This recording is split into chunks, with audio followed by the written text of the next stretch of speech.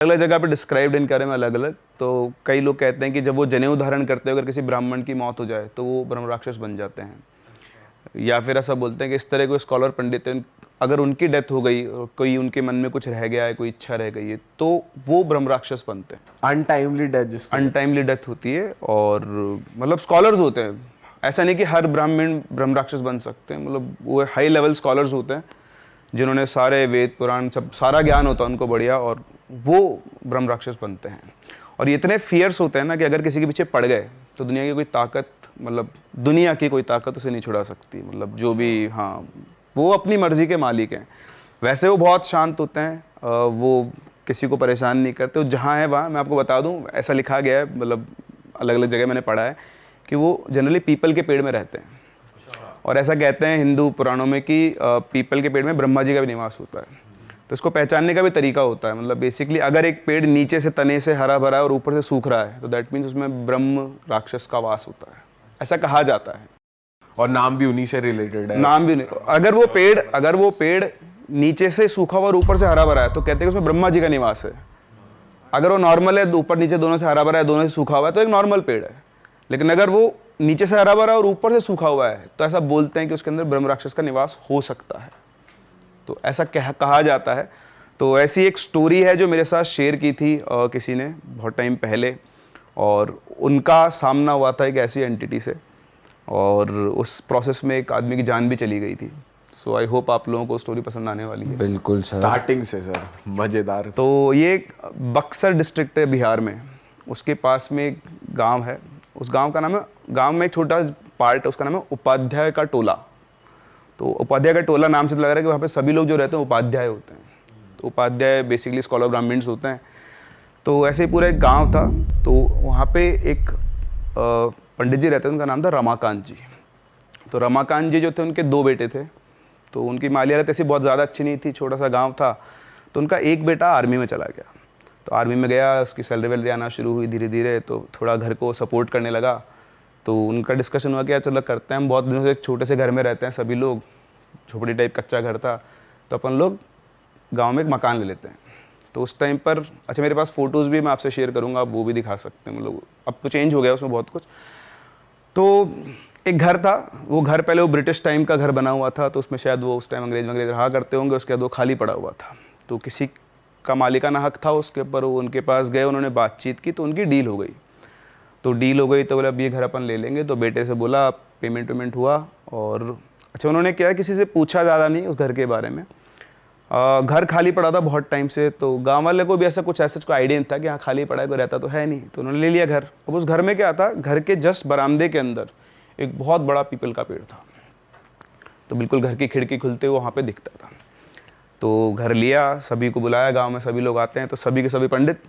अब वहाँ पर सत्यनारायण भगवान की पूजा हुई। तो बीच में घर में हवन लगा, और सत्यनारायण भगवान की पूजा के लिए पंडित जी आके बैठे, और उन्होंने अपने वो श्लोक बोलना शुरू किए।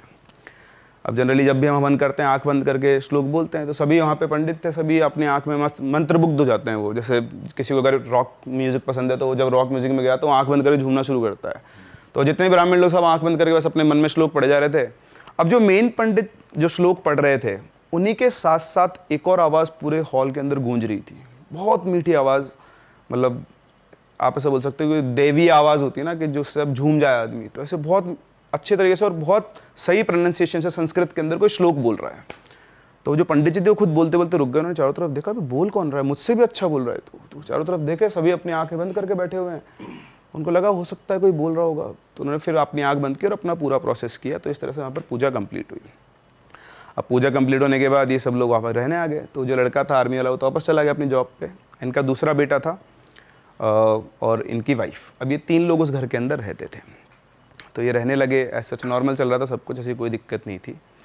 फिर ये लोग लहसुन प्याज खाते थे। जनरली कुछ ब्राह्मण्स होते हैं जो लहसुन प्याज नहीं खाते हैं। तो इनकी जो वाइफ थी वो खाना बना रही थी, और वो लहसुन प्याज छील के बैठी हुई थी। उसने चूल्हा जलाया, और वो चूल्हा जलाया माचिस से, चूल्हा जले ही नहीं। उसने फिर चूल्हा जलाया, फिर नहीं जला। तो परेशान हो गई वो, मतलब उसने इवन मिट्टी का तेल डाल के जलाने की कोशिश की, नहीं जला। तो जब थक हार गई तो उसके पीछे से आवाज़ आई कि इस घर में लहसुन प्याज नहीं चलते। उसने बिहारी एक्सेंट में बोला था, वो एक्सेंट तो मैं भूल गया हूँ कैसे बोलते हैं, बट उसने बोला कि इस घर में लहसुन प्याज नहीं बनेगा। तो पीछे घूम के देखा उसने, कौन बोला? तो कोई नहीं था वहाँ पे। उसने फिर चूल्हा जलाने की कोशिश की तो बोलते सुनाई नहीं देता तेरे को, इस घर में लहसुन प्याज नहीं चलेगा। अब उसको जब दूसरी बार आवाज़ आई ना तो उसको कुछ समझ ना, तो उठी और भाग गई घर से बाहर, और बाहर जाके बैठ गई अपने घर के बाहर, क्योंकि उसके हस्बैंड भी नहीं थे, बेटा भी नहीं था। फिर शाम को उसके हस्बैंड आए तो उन्होंने उससे पूछा कि तुम बाहर क्यों बैठी हो? तो बोलती कि मैं घर पे खाना बना रही थी और ऐसी ऐसी मुझे आवाज़ आई। तो उसने तो पागल हो गई है क्या, ऐसा कुछ नहीं होता, चल अंदर। फिर वो अंदर गए, सब ठीक है, कुछ भी कोई दिक्कत नहीं, सब कुछ नॉर्मल है। तो इस तरह से एक इंसिडेंट उनके साथ ये हुआ, उनको, उनकी वाइफ को हुआ, वो घबराई हुई रहती थी। पर उस दिन के बाद से उन्होंने अपने घर में कभी भी लहसुन और प्याज छोड़ दिया, उन्होंने लाना ये सारे फेंक दिए और अपने पति को बोल दिया घर में लहसुन प्याज नहीं आएंगे। ठीक है। फिर इनका जो लड़का था उसकी एज ज़्यादा नहीं थी, 22-23 साल का होगा। तो एक दिन ये रमाकांत जी ऐसे गांव में घूम रहे थे, तो इनको रमाकांत जी उसने बोला कि आपका बेटा तो वहाँ लेटा हुआ है, वो चौबारा वगैरह कुछ बोलते हैं उसको। तो गए वहाँ पर, देखा तो उनका बेटा बिल्कुल नशे में धुत। अब उनके पूरे खानदान में कभी किसी ने शराब नहीं पी और वो शराब पी के लेटा हुआ। और रमाकांत जी का गुस्सा हो गया, उन्होंने उसको उठाया, हरामजादे, पूरे खानदान में आज तक शराब को हाथ नहीं लगा, तो शराब पी के बैठा हुआ है। तो उसने पता नहीं कहाँ दोस्तों के साथ कैसे करके शराब पी ली। अब उसको नशे में पड़ा हुआ था, रमाकांत जी से क्या बोले, गुस्सा तो उनको बहुत आ रहा था। तो उसको उठा के घर पे ले आए। अब घर पे लाके उसको लिटा दिया। जैसे वो घर पे आया, लेटा सो गया आराम से, कोई दिक्कत नहीं। तो रमाकांत जी को बहुत गुस्सा आया, उनकी बीवी को बहुत गुस्सा आया और किसी और को भी बहुत गुस्सा आया। अब रात को करीबन 3:45 या 3-3:30 बजे के आसपास, तो उनकी जो मदर थी, वो उनकी वाइफ रमाकांत जी की, वो उठी टॉयलेट करने के लिए। तो जैसे वो घर के जो हॉल था बेसिकली, उसमें खिड़की में पहुंची, तो पहुंचते उनको बहुत तेज़ चीख निकली। उस पीपल के पेड़ पर उनका बेटा लटका हुआ था और उसकी जो टहनियाँ होती है ना, उसी से उसका गला घुट कर वो लटका, उसकी लाश लटकी हुई थी। वो तो देखते बेहोश, उसकी आवाज़ सुनते ही रमाकांत जी भागते हुए, रमाकांत जी ने आके देखा, वो भी बहुत तेज चिल्ला है और रोना पीटना मच गया। आसपास के घर वाले आए, पूरे गांव में खबर फैल गई कि इस तरह से रमाकांत जी का लड़का पीपल के पेड़ पे मारा गया है। और अब मारा गया तो किसी को समझ में नहीं आया कि चक्कर क्या चल रहा है। भाई साहब, अच्छा इससे एक पहले एक छोटा सा पॉइंट में मिस कर गया हूँ। ये पूजा वूजा हो गई ना, उसके बाद यहाँ पर एक मंदिर था, ब्रह्म मंदिर बोलते थे उसको। तो वहाँ पर ये रमाकांत जी, इनके पास में एक और उपाध्याय जी रहते थे, उनके साथ गए थे। तो दोनों वहाँ गए, तो वहाँ पर उनको एक साधु मिले। वो साधु को उन्होंने पहले कभी गाँव में नहीं देखा था। तो ऐसे जैसे पंडित थे, तो देखा, साधु के पैर वैर छुए, बोले महाराज आशीर्वाद दीजिए। तो महाराज गुस्से में आके बोलते हैं, उनसे बोले कि जब भी जीवन में कोई बड़ा काम करो ना, तो अपने घर के बड़ों से बात ज़रूर करनी चाहिए, और अगर तुम मकान खरीद रहे हो तो उसके बारे में ज़रूर से बात करनी चाहिए, ऐसे आंख बंद करके मकान नहीं खरीदना चाहिए। तब रमाकांत जी ने मकान तो खरीदा था, पर उनको कुछ बात समझ में नहीं आई। तो उन्होंने पूछा, महाराज आप क्या कहना चाहते हो, मैं समझ नहीं पा रहा हूँ। तो उन्होंने बोला कि ब्रह्म राक्षस की आत्मा 24 साल से मुक्ति मांग रही है, अब तो तुम्हारा भला बजरंगबली कर सकते हैं। इतना बोल दिया, उसके बाद चुप हो गया। और रमाकांत सोचा नया नया मकान लिया है, ज़्यादा कुछ पूछूंगा दिक्कत हो गई, तो वो चुपचाप अपने उठ के आ गया, उसको बात तो समझ में नहीं आई। लेकिन अब वो आज कनेक्ट कर पा रहे थे, तो पूरे गांव में खबर फैल गई कि भैया इनके घर में ब्रह्म राक्षस है, क्योंकि वो जो उपाध्याय जी थे उनके सामने बात बोली गई थी। तो अब लड़के की डेथ के बाद अब वो करेगा, वो समझ में नहीं आ रहा, कोई कारण तो दिखे कि क्यों वो लटका है वहाँ पे जाके। तो वो उनको याद आए वही महाराज, वो वापस से उन महाराज को ढूंढने गए। तो वहाँ पे जाके देखा तो वो महाराज वहीं बैठे हुए थे।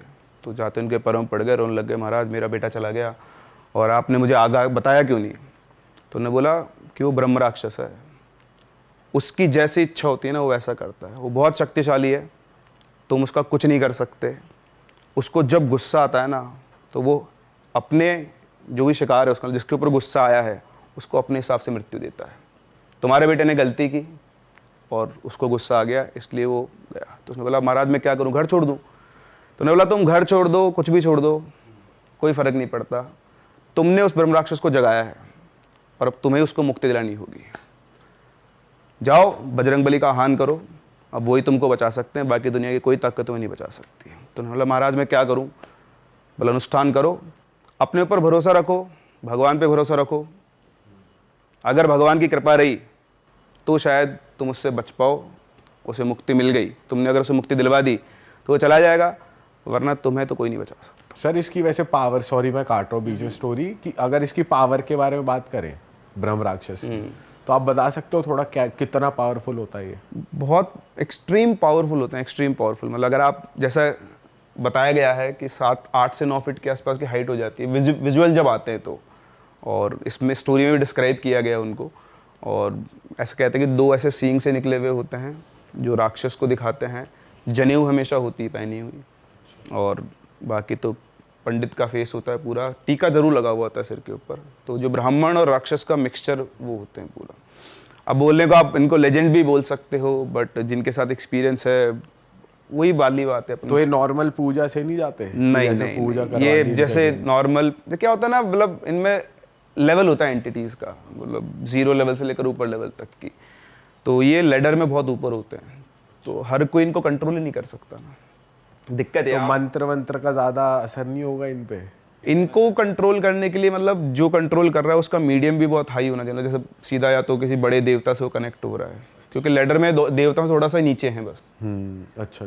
तो इसलिए तो वो उनको पावर इसीलिए मिल जाती है क्योंकि वो इतने बड़े स्कॉलर्स होते हैं ना, तो उनका जो मेंटल लेवल होता है, जो मेडिटेशन लेवल, जो अपन स्पिरिचुअल लेवल जो बोलते हैं, वो बहुत हाई होता है। तब एक नॉर्मल आदमी जो ट्रैप में फंसा हुआ है वो कहाँ उस स्पिरिचुअल लेवल को कनेक्ट कर सकता है। और आप ये भी कह रहे थे कि वो आपके साथ साथ वो कुछ भी आप हाँ, आप जो भी मंत्र बोलेंगे, आप हनुमान चालीसा बोले, वो आपके साथ साथ बोले। मतलब वो डरेंगे नहीं? नहीं, आप हनुमान चालीसा बोलो, वो आपसे ज्यादा स्पष्ट और अच्छे प्रोनाउंसिएशन के अंदर बोलेंगे। आप संस्कृत का कोई श्लोक बोलो, वो आपके साथ साथ बोलेंगे, अगर वो वहां होंगे तो। बाप रे, तो सर उनसे बचा कैसे जाए? मतलब अगर उनके खुश करके रखो उनके मतलब, हिसाब से चलो तो वो आपको तंग नहीं करेंगे? नहीं, ऐसे नहीं कि चलते फिरते आदमी को पकड़ लेते हो। He is not visible to anyone, वो जहां है वो रह रहा है, और वो आते जाते किसी को परेशान, छोटी मोटी आप गलती हो तो कुछ भी नहीं है, पर उसके एरिया में आके आपने कोई बहुत बड़ी गलती कर दी है, मतलब जिससे वो नाराज हो जाए, देन मतलब जैसे कहते हैं पेड़ पे सुसु कर दिया या ऐसा कुछ गलती कर दी किसी हाँ, ने? मतलब ऐसा हो सकता है। जैसे पीपल के पेड़ है, ऐसा पेड़ है, और वो देखो सीधी बात है, आपके घर के बाहर कोई टॉयलेट करके जाएगा, आप क्या करोगे उसको? हाँ, इस केस में ये दारू पीकर आ गया था बच्चा, और प्लस लहसुन प्याज भी घर में था। हाँ, वो उनका नियम था ना, वो जब वो जिंदा थे, जब भी इस दुनिया में थे, उनका नियम था कि मेरे घर में शराब, मांस, लहसुन प्याज नहीं आ सकता है। पहले आपने एक गलती करी, आप लहसुन प्याज बना रहे हो। पहली बात तो आपने पता ही नहीं किया कि इतने टाइम से घर खाली पड़ा हुआ है, क्यों? चलो आप आए, आपको एक बार उसने आगाह कर दिया कि लहसुन प्याज मत बनाओ उस घर के अंदर, फिर आपने इग्नोर कर दिया। अब क्या बोलेगा अगला? फिर आपका बेटा दारू पी के आ गया, तो वो उनके लिए तो उनके नियम टूट गए ना, तो आ गया गुस्सा। कहानी पे आगे बढ़ते हैं। हाँ तो भाई पॉडकास्ट में बहुत बढ़िया माहौल बना हुआ है ना, आगे इससे भी ज़्यादा इंटरेस्टिंग बातें होने वाली, लेकिन उससे पहले आप ये वाली बात सुन लो भाई। रियल 11 पे आप लोग थोड़ा सा कंफ्यूज हो रहे हो ना हाँ और ना में, तो भाई आप जाके काम करो, प्रो प्ले खेल लो। यहाँ पर भी आपको मैच के अराउंड बहुत ईजी क्वेश्चन के आंसर देने, और आप जीत सकते हो लाखों। और सबसे बढ़िया चीज़ इसकी ये है कि आप यहाँ पे अपने हिसाब से स्लॉट और अमाउंट सेट कर सकते हो, यानी कि जितना भी आपकी धनराशि आप जीतने वाले हो आपको वहाँ पहले ही दिख जाएगी, और जो दिखेगी वही आपको मिलेगी विदाउट एनी डिडक्शंस। ठीक है, समझ गए ना? तो जल्दी जाओ डाउनलोड कर लो, रियल 11 का लिंक नीचे डिस्क्रिप्शन में है। चलो अब पॉडकास्ट को आगे बढ़ाते हैं, पूरा देखना है एंड तक। चलो अब रमाकांत जी और उपाध्याय जी दोनों वापस घर पे आए, तो उपाध्याय जी ने रमाकांत जी से बोला, रमाकांत जी आप तो एक काम करो, बैठो, अनुष्ठान करते हैं।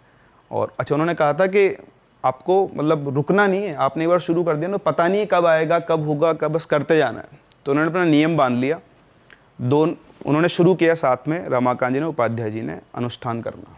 तो हनुमान जी का हनुमान अष्टक होता है, एक हनुमान कवच, हनुमान चालीसा, अंजनेय स्तोत्रम, ऐसे बहुत सारी चीज़ें होती है संस्कृत के अंदर। तो एक एक करके सबको पढ़ते थे। तो बैठे पूरा प्रॉपर उन्होंने अपना पूजा रूम सेटअप किया अपने रूम के अंदर जाके, और वहाँ पे उन्होंने शुरू किया। पहले दिन दोनों ने बैठ के किया। अब जैसे उन्होंने श्लोक गाना शुरू किए, श्लोक उधर से भी आना शुरू किया, और श्लोक आ रहे थे पीपल के पेड़ की तरफ से, मतलब जो खिड़की थी वहाँ से आवाज़ आ रही थी। तो अब तो पता ही था सबको, तो वहाँ पे श्लोक चल रहा है। वो घबरा गए शुरू करते ही। आप सोचो, आप भगवान की पूजा करने बैठे हो, आपको पता है कि ऐसी एंटिटी आपके आसपास है, और आपने शुरू किया और वही आवाज़ आपके साथ भी आने लग गई। तो बेसिकली उसको विचलित करना चाह रहे थे शुरुआत में, क्योंकि वो डिटर्मिनेशन देखते हैं इंसान का बहुत। तो जैसे वो आवाज़ आई, दोनों घबराए दोस्त। फिर इधर उपाध्याय जी बोले, रमाकांत जी भगवान पे भरोसा रखो, हनुमान जी साथ में, आप तो करो, मैं भी आपके साथ बैठा हूँ। तो पूरे दिन बैठ के उन्होंने अपना वो पूरा कंप्लीट किया। फिर उसके बाद शाम हुई, तो वो उपाध्याय जी बोले कि रमाकांत जी बस ऐसे ही रोज़ाना आपको करना है। वो भी कब तक बैठ पाएंगे, रोज़ तो नहीं बैठ सकते, उनके भी काम धंधे वगैरह सब कुछ है। तो बोले कि आपको कंटिन्यू करना है, कभी ज़रूरत पड़े मुझे बुला लेना। तो अब उधर रमाकांत जी ने नियम बांध दिया। वो रोज़ सुबह उठते और घर के अंदर रोज़ाना श्लोक चालू और उधर से आवाज़ चालू, दोनों सेम काम साथ साथ चलते थे। 107 दिनों तक लगातार उन्होंने ये काम किया। अब इमेजिन करें 107 दिन का उनका पूरा दिनचर्या बन गई थी, ये खाना वाना खा पी के अपना सब कुछ करके। 107 दिन तक कुछ भी नहीं हुआ। 108वें दिन वो पूजा कर रहे थे और पूजा कर रहे थे तभी उन्हें ऐसा लगा कि उनके पीछे कोई खड़ा है ना, पीछे कोई खड़ा तो आपको सेंसेस तो हो ही जाते हैं। तो उनको लगा कोई पीछे खड़ा हो, जैसे उन्होंने पीछे घूम के देखे तो उनके पीछे एक आदमी बैठा हुआ था, मतलब वही ब्रह्म राक्षस के साथ साक्षात था। तो जैसा डिस्क्रिप्शन दिया उन्होंने कि करीबन 7-8 फीट का आदमी से बैठा हुआ है और उसके सब जगह खून लगा हुआ है, मतलब, और वही 2 सींग ऐसे निकले हुए हैं और वो बहुत खतरनाक आंखों से उनको घूर रहा है। वो कुछ ना कुछ संस्कृत में बड़बड़ाया और जितने कुछ बोला रमाकांत जी बेहोश। अरे तेरी, आप देख लो ना, अगर आप एकदम से ऐसे देख लोगे तो आप अपने भी बेहोश हो सकते हैं, फ्यूज उड़ जाता है सारा सर। फिर उठे वो, उठ के ही वो बोले कि देखा तो कोई भी नहीं है यहाँ पे। तो उसकी बीवी आई थी कि आप बेहोश क्यों हो गए, तो उन्होंने बताया कि ऐसे ऐसे मेरे को सामने दिखाई दिए। तो उनको समझ में नहीं आया कि दिखाई क्यों दिए। तो फिर वो वापस से अब किससे पूछें, तो उनको तो एक ही आदमी नजर आए, वो साधु। तो वहाँ गए मंदिर पे, देखा तो साधु है ही नहीं वहाँ पे, सब जगह ढूंढ लिया, साधु महाराज नहीं मिले। अब वो अकेले फंस गए, करूँ तो क्या करूँ।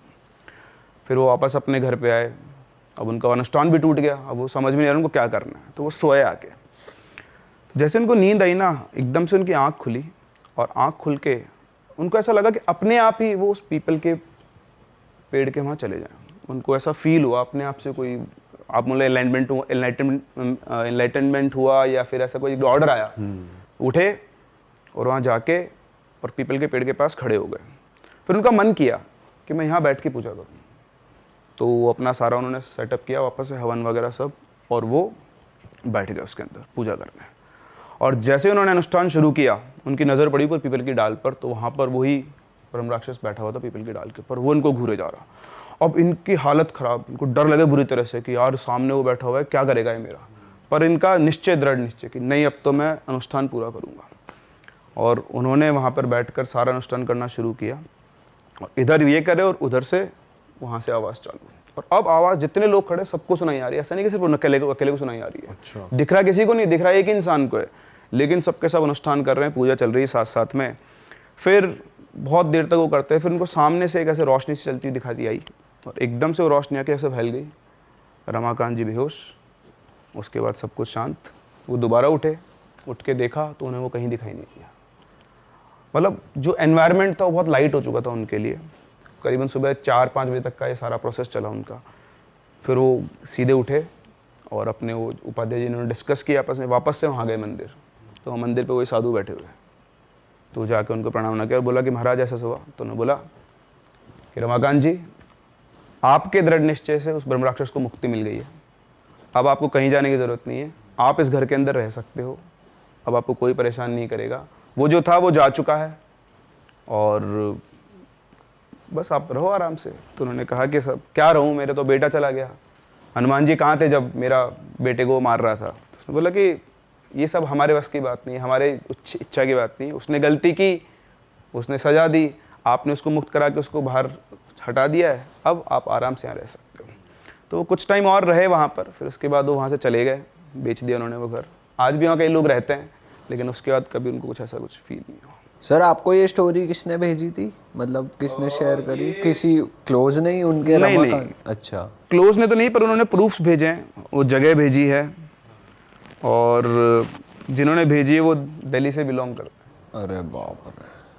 ऐसी और स्टोरीज हैं ब्रह्म राक्षस पे। तो मतलब मैं थोड़े दिन पहले भी मैंने एक पढ़ा था, पर उसमें वो मुझे ऐसा लगता है कि वो तो थोड़ा अलग वो है मैडम। उसमें क्या था कि बच्चा था, गांव से आया था और घर वालों पढ़ाई लिखाई में थोड़ा ठीक नहीं था वो, तो माँ बाप भी उसके ऐसे पुराने बहुत पिछड़े गांव में रहते थे। तो वो आगे के मैं कुछ सीख के आऊँगा, जा रहा हूँ मैं। तो जाके ऐसे बैठ गया, एक ख़राब सा घर था, कई सालों से बंद पड़ा था, तो बैठा हुआ था। बहुत पुरानी बात बताते हैं इसको।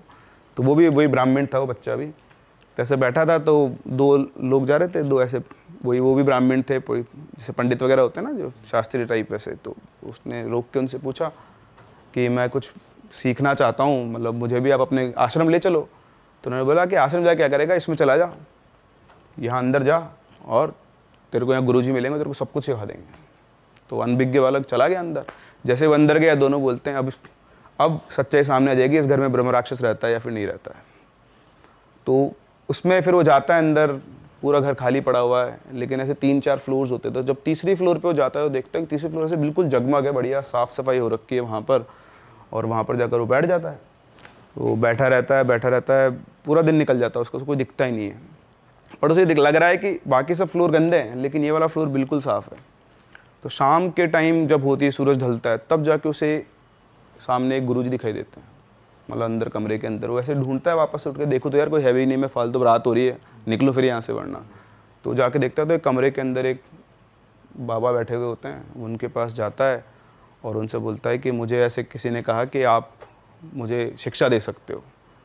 तो उन्होंने उस बच्चे को देखा और बोला कि तुझे यहाँ भेज, मतलब तुझे डर नहीं लगता? तो बोलता डर किस बात का, आप गुरुजी हो, मैं आपसे शिक्षा लेने आया हूँ, मैं अपने माँ बाप का नाम ऊँचा करना चाहता हूँ पढ़ लिख कर। तो उन्होंने बोला कि अच्छा चल ठीक है, कल बात करेंगे, अभी तू खाना वाना खा ले। तो उसने बोला खाना कहाँ है? बोले तू बाहर जा खाना खा ले। तो वो बाहर गया तो उसके लिए खाना रखा हुआ था, तो उसको समझ में नहीं आया खाना वाना कहाँ से आया।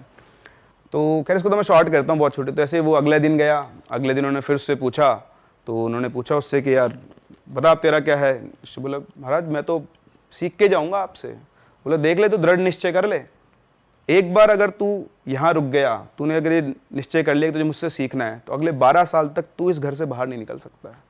उसने बोला जो हो, मैं तो आपकी शरण में आ गया हूँ, आपको जो करना है करो, मैं तो दीक्षा लेने आया हूँ, सीख के ही जाऊँगा। तो उन्होंने उसको टटोल लिया कि बच्चे का मन बिल्कुल साफ़ है, बिल्कुल भोला है, तड़पाया हुआ है लोगों का। तो उन्होंने बोला चल ठीक है। फिर उन्होंने उसको सिखाना शुरू किया। 12 साल तक उन्होंने सिखाया उसको, मतलब 12 साल में उसको जितने भी वेद थे या सबका ज्ञान दे दिया। फिर जब लास्ट दिन था तब उन गुरुजी ने उससे बोला कि बेटा अब तेरी शिक्षा पूरी हो गई है, अब तू जा और अपने माँ बाप के पास जा, तेरे को जहाँ जाना है अच्छे कर्म करना, और अब शायद दोबारा तो मैं तुझसे कभी नहीं मिल पाऊँगा। तो लास्ट मोमेंट था। तो उसने बोला कि आप ऐसा क्यों बोल रहे कि आप मुझसे नहीं मिल पाओगे? तो उन्होंने बताया कि मैं एक ब्रह्म राक्षस हूँ और ये मेरा एक काम अटका हुआ था कि मुझे जो कुछ मुझे आता है मुझे अपने एक शिष्य को देना था। तू मेरे पास आया, तेरा निश्चय दृढ़ था, तेरा मन साफ था, इसलिए मैंने तुझे सब कुछ सिखा दिया है। अब मुझे मुक्ति मिल गई है, तो ये मेरा आखिरी दिन है और अब मैंने जो तुझे सिखाया है वो मतलब लोगों के भले काम के लिए करना। और इतना कह के बाबा जी गायब। ये भी सच्ची कहानी है?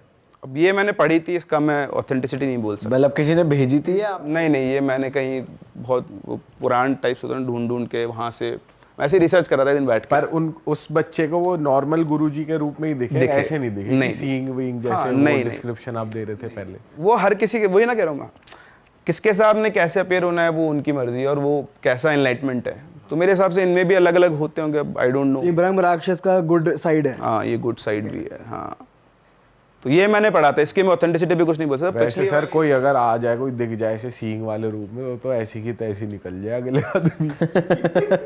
मेरे से वो बोलते हैं ना बेहोश इसीलिए हो जाता है। आप अनइमेजिनेबल जब सामने आ गया, अब हो सकता है वैसे तो आएगा ही नहीं, मैं इसमें तो मैं पक्का हूँ, ऐसे नहीं दिखते आपको। अगर बाय चांस कभी ऐसे आपके आगे हुआ कि भाई, तो ऐसे एक नहीं, आपने अगर देखो पूरी स्टोरी को देखा हो तो मैनिफेस्टेशन बहुत लेट हुआ था, आपको एकदम से कुछ नहीं दिख रहा है, और जिसको दिखा वो बताने के लिए बचा नहीं था क्योंकि उसने गलती की थी। सही कह रहे हो। तो वो उसके लिए वो कोई बहुत बड़ी गलती नहीं थी, पर अब जिस एंटिटी के जो नियम थे उसके थे यार, वो रहता था वहाँ पे, उसके नियम थे, आपने तोड़ दिया तो उसके लिए उसने सजा उसका है। वो तो वो वैसे बहुत शांत होता है ऐसा बोलते हैं, बट जब गुस्सा आ जाए तो फिर वो किसी की वो नहीं। बट अगर वो घर छोड़ देते तो भी वो ब्रह्म राक्षस हाँ, छोड़ता नहीं उन्हें? नहीं। हाँ, कि उसने ही जगाया है तो वो ही वो तो ऐसे है ना, उसको कोई कंट्रोल ही नहीं कर सकता। अब आज हल्क छोड़ दो आप, बड़ा घर, वो बड़ा वाला हल्क, अब उसको कौन कंट्रोल कर लेगा? सही बात है सर। तो वो वाली कहानी है उसकी। तो मेरे को तो यही लगता है सिस्टम कुछ ऐसा ही उसका खतरनाक वाला। सर मूव ऑन करते हैं नेक्स्ट स्टोरी पे। चलो मैं आपको एक तांत्रिक की स्टोरी सुनाता हूँ बहुत बढ़िया। अच्छा, आप तांत्रिक वर्ड आपके सामने जब आता है आपको क्या लगता है? जो ब्लैक मैजिक करते हैं या फिर हटाते हैं? सर हमारे माइंड में तो पिक्चर बनती है शमशान घाट पे वो मुंडी लेके और मंत्र जाप हो रहा है, या फिर डॉल है उसमें वो सुई गड़ रही है। जैसे मान लो बाहर एक तांत्रिक आए, बोले कि मैं थोड़ी देर आपके घर में रुकना चाहता हूँ, बैठना चाहता हूँ, आप उसे आने दोगे? नहीं सर देखो, अगर हमारे आगे आ गए वो, तो हम तो ऐसा कुछ करेंगे कि जैसे एंट्री तो नहीं दे पाएंगे, लेकिन एक ही दान, उनको बुरा भी न लगे कुछ दान वान में माफी वाफी मांग लेंगे कि तो क्योंकि तांत्रिक्स की इमेज ही यही होती है। हाँ, क्योंकि हम जब सबसे ज़्यादा मूवीज और इन सबसे इंस्पायर्ड होते हैं, हमने जिस भी मूवी जब भी तांत्रिक देखा है तो वैसा ही होता है जो ओकल्ट होता है, बेसिकली आत्माएं पकड़ना और किसी के ऊपर कुछ करवा देना। और ऐसे कई लोगों के पास सिद्धियाँ होती है, वो वैसे भी गलत यूज़ करते हैं उनका, बट गलत यूज़ करते हैं तो लास्ट में जाकर उनके साथ भी गलत होता ही है। तो आपको बहुत सारे एक्सपीरियंस में दिख भी जाएगा। लेकिन इनका एक कुछ ऐसे भी होते हैं, इनका बहुत बेटर साइड होता है, बहुत अच्छा साइड होता है। कुछ लोग अपने खुद के नॉलेज के गेन करने के लिए, कुछ लोगों का भला करने के लिए ऐसे काम करते, मतलब tantra is basically a science. तो ऐसा बोला जाता है। फिर अगेन मैं फिर भी एलिजिबल नहीं हूँ, बट मैंने जितना सुना देखा उसके हिसाब से बोल रहा हूँ कि it is a science to connect with higher beings और लोअर बींग्स। मतलब आपके पास मीडियम, जैसे आज आपको किसी से यूएस में बात करनी था, ऑब्वियसली फ़ोन से करोगे या नेट से करोगे, तो मीडियम में कनेक्ट करने का। तो ऐसे ही तंत्रा इज़ टूल। आपके पास टूल है, तो तंत्रा क्या होता है, छोटा रास्ता होता है। उसके बहुत सारे फॉर्म्स होते हैं, वो तो बड़े गुरुज ही बताएंगे, तो मैंने जितना सीखा है बेसिकली क्या होता है, इनका एक सही साइड भी होता है। कुछ लोग जो होते हैं बहुत अच्छे, जो मेरे से अपनी बात भी हुई थी कि कई लोग जो इनको भगाते हैं या ठीक करते हैं लोगों को जिनके साथ कुछ इशू होता है। तो ऐसी एक स्टोरी है। तो यहाँ पर क्या था ना, ये है हिमाचल की, तो आई थिंक शिमला के आसपास की कोई जगह थी। तो वहाँ पे एक व्यवसायी, मतलब छोटा व्यापारी था, व्यापारी कहता हूँ, उनका टेंट वगैरह का काम था। तो टेंट हाउस का पूरा अच्छा खासा काम था। उनके 2 बच्चे थे, एक था बेटा, उसकी एज थी करीबन 3-4 साल के आसपास की एज थी, और एक बेटी थी जो करीबन 9-10 साल के आसपास की रही होगी। जो बेटे का नाम था उस टाइम पे उन्होंने सोम रखा हुआ था। अब दिस इज़ इम्पॉर्टेंट। और बेटी का तो खैर मुझे नाम नहीं पता। तो उन्होंने क्या किया, उनका पहले वो किराए के घर में रहते थे। अब किराए के घर में टेंट का सामान कहाँ रखें, तो उनको टेंट के सामान के लिए गोदाम रखना पड़ता था, उसका किराया देना पड़ता था। फिर कभी भी काम आए तो पहले गोदाम पे जाओ फिर जाओ, और शहर से दूर था। तो उन्होंने एक घर ढूंढना शुरू किया, अपने पैसे से जोड़े थे उन्होंने, अपना बजट था उनका, उन्होंने घर ढूंढने शुरू किए। तो अलग अलग घर ढूंढे उन्होंने। तो उन्हें अपने जो शहर था उससे 4-5 किलोमीटर दूर ही एक घर दिखा, बढ़िया बड़ा घर था। उसमें घर बना हुआ था, घर के इस तरफ एक मंदिर था और पीछे बहुत बड़ी जगह थी खाली। तो उनको ने देखा, उनको घर पसंद आ गया कि यार यहाँ पीछे वाली जगह पर तो मैं अपना टेंट का गोदाम बना लूँगा, घर है ही, घर पुराना था, उसमें कोई रह नहीं रहा था। तो उन्होंने पसंद आ गया, भाई घर पसंद आ गया। फिर उन्होंने अपनी बीवी को दिखाया, बच्चों को, सबको पसंद आ गया। अच्छा, जब इनको पैसे का पता लगा तो जितना बजट ही लेकर चल रहे थे उससे कम बजट में वो घर था। उससे पहले जितने भी घर देखे उनके बजट में थे पर छोटे थे, लेकिन ये घर बड़ा भी था और अपने बजट से कम में भी था। बिल्कुल आप वही सोच रहे हो ना। मैं तो ये सोच रहा हूँ जो घर खाली होगा कभी नहीं लूंगा जिंदगी में। और प्लस जो कम बजट में है और एरिया बड़ा है तो वहां तो बिल्कुल नहीं जाना है। और अगर कोई मजबूरी है यार यही लेना है, मतलब कुछ ऐसा आ रहा है कि भाई नहीं लो भाई, घर ही मत लो। ये सबसे कॉमन पॉइंट होता है। हाँ। भाई कुछ भी चीज खरीदने का लालच सिर्फ पैसा ही होता है। अगर वो कम दिखा रहा है तो समझ जाओ कुछ तो गड़बड़ है। पर यहाँ उसका लॉजिकल रीजन था कम होने का। सो मैं इसलिए कहता कि आप वही सोच रहे हो ना, तो बदलने वाला है अभी। कहानी में ट्विस्ट है। हाँ। सो अब आसपास वाले लोगों से बात की तो आसपास लोगों ने बोला कि ये घर में तो भूत रहता है। बोले यहाँ पहले भी एक फैमिली रही थी, वो कुछ दिनों में खाली करके चली गई। तो अब किससे पता करें, तो उन्होंने ओनर को ही कॉल किया। तो जो ओनर थे वो दिल्ली में रहते थे, उनका मेडिकल स्टोर वगैरह कुछ था यहाँ पर। तो उन्होंने फ़ोन किया कि भाई साहब घर तो मुझे पसंद आ गया है, लेकिन एक तो इसकी कीमत मार्केट से बहुत कम कर रखी है आपने, और दूसरा गांव वाले बोल रहे हैं कि घर तो शापित है, इसमें तो भूत वगैरह रहते हैं। तो उन्होंने बोला अरे भाई साहब मैं आपको सच्चाई बताता हूँ, फिर आप देख लेना। तो उन्होंने बोला कि ये घर मेरा नहीं है, मेरे चाचा जी का है। वो तांत्रिक थे और वो इस गांव में लोगों की हेल्प किया करते थे। किसी को कुछ हो गया, छोटा मोटा काम हो गया, पूजा वूजा करवानी हो, करवा दिया करते थे। तो इस तरह से वो तांत्रिक थे, इसलिए गांव वाले बोलते हैं कि उनका भूत है घर के अंदर। बाकी मैं क्यों इस घर को बेच रहा हूँ, क्योंकि उनकी कोई संतान तो थी नहीं, मैं इकलौता वारिस था, तो मुझे तो ये घर मिल गया। तो उसने बोला कि अच्छा ठीक है, तो फिर आप यहाँ के क्यों नहीं रहते? बोला भाई साहब मेरा यहाँ पे बड़ा काम है, मेडिकल स्टोर, बहुत बड़ा मेडिकल स्टोर है मेरा, मेरे बीवी बच्चे हैं, बच्चे स्कूल में पढ़ते हैं, मैं पागल हूँ जो दिल्ली छोड़ के वहाँ के रहूँगा गाँव के अंदर, ठीक है। और ये घर वैसे भी मैंने अपने पैसों से खरीदा ही नहीं है, ये तो मेरे चाचा ने दे दिया मुझे, मेरे को तो विरासत तो मिला है, तो मुझे कोई फ़र्क नहीं पड़ता है कितने में बिक रहा है, ठीक है। और दूसरी बात ये आप कह रहे हो कि इसमें कुछ है, तो इसमें मैं खुद रह चुका हूँ 1-1.5 महीना, आया था छुट्टी बनाने में, मुझे तो कभी कुछ नहीं फील हुआ, ठीक है, बाकी गांव वाले जो बोले वो बोल सकते हैं, मैं कुछ नहीं कर सकता उसका।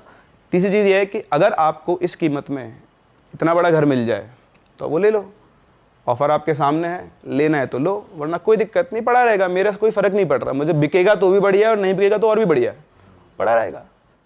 अरे वाह, आपने ये वीडियो यहाँ तक देख ली भाई, तुमने हमारी मेहनत सफल कर दिया, तुम ही लोग हो असली रियल हिट।